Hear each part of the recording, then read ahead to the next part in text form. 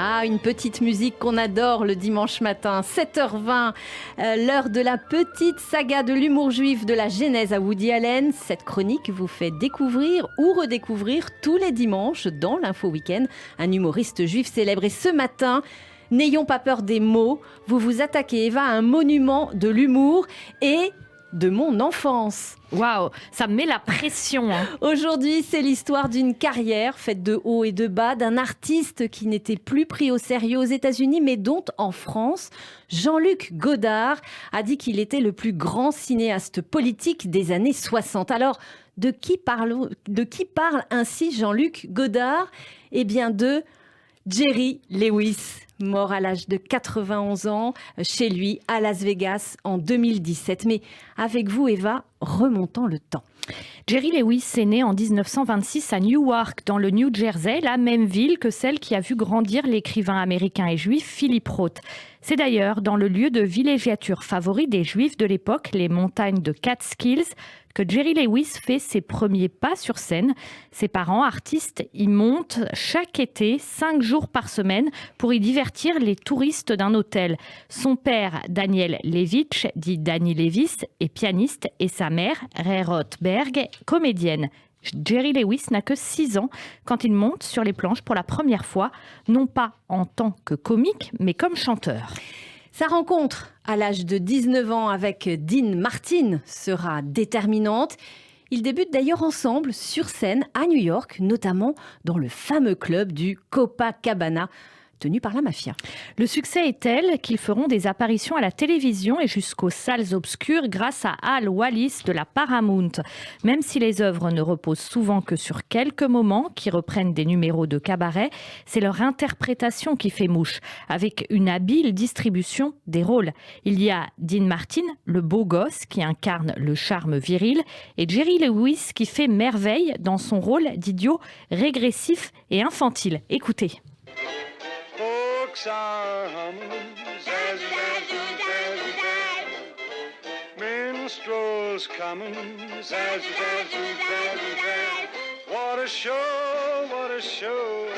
It's the finest show I know. It's coming near. It's coming near, it's coming near.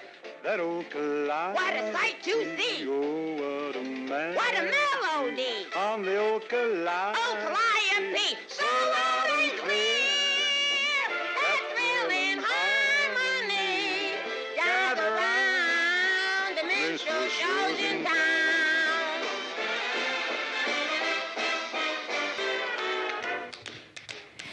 Ici donc, ensemble sur scène, en 1952, Dean Martin et Jerry Lewis interprètent la chanson Beware. Et c'était délicieux. Mais Jerry Lewis rêve d'une autonomie totale, de l'écriture à la réalisation et à l'interprétation, en passant par la production. Il crée sa propre compagnie en 1959 et réalise son premier long métrage en 1960.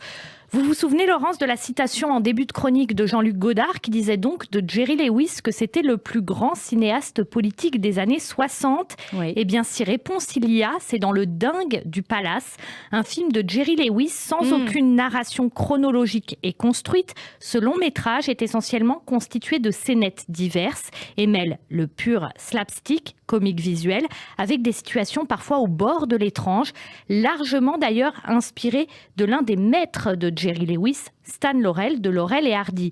Jerry Lewis enchaîne une série de chefs-d'œuvre qui feront de lui un des plus grands cinéastes américains de l'époque, Le Tombeur de ces dames en 1961 et l'inoubliable Dr. Jerry et Mr. Love en 1963. Parodie de Dr. Jekyll et Mr. Hyde, mais dans cette version, grâce à la fameuse potion, Jerry Lewis se transforme en caricature de tombeur, virile et méprisante, et il espère ainsi séduire celle qu'il aime. Allez, on boit un coup. Vous avez bien dit une banquise boréale. Non, c'est toi qui le dis. J'ai dit dégeleur de banquise boréale. J'ai jamais connu ça. Jusqu'à ce soir. Jusqu'à ce soir. C'est bien, fais attention. 2 doigts de vodka. 2 doigts de vodka. 1 doigt de rhum. 1 doigt de rhum. Une goutte de bitter. Une goutte de bitter. Une cuillère à potage de vinaigre. Une cuillère à potage de... Vous allez ingurgiter ça ici ou l'emporter chez vous pour mettre des cornichons? Et avec ça, on a de l'esprit. Hein. Vous avez entendu ça, les copains? On a un vrai petit Bernard Shaw. C'est bien. Et il a sorti ça de ses petites ménages. T'as fait ça tout seul, petit, sans lire le mode d'emploi. C'était patent. Et tu l'as craché avec ta jolie petite bouche. Seulement si tu veux éviter que ce shaker aille se placer au milieu de tes dents creuses, tu vas essayer de la boucler, cette jolie petite bouche, et de faire attention. Répète après moi. Je ferai attention. Je ferai attention. Je ferai attention. Oh là là, ça chauffe. Hein. Et c'est finalement en redevenant le professeur de sciences maladroit et nigaud qu'il fera succomber celle qui fait battre son cœur. Dans ce fameux film, mais vers la fin des années 60, le succès s'érode, les films s'espacent, s'y ajoutent des problèmes de santé qui affaiblissent Jerry Lewis.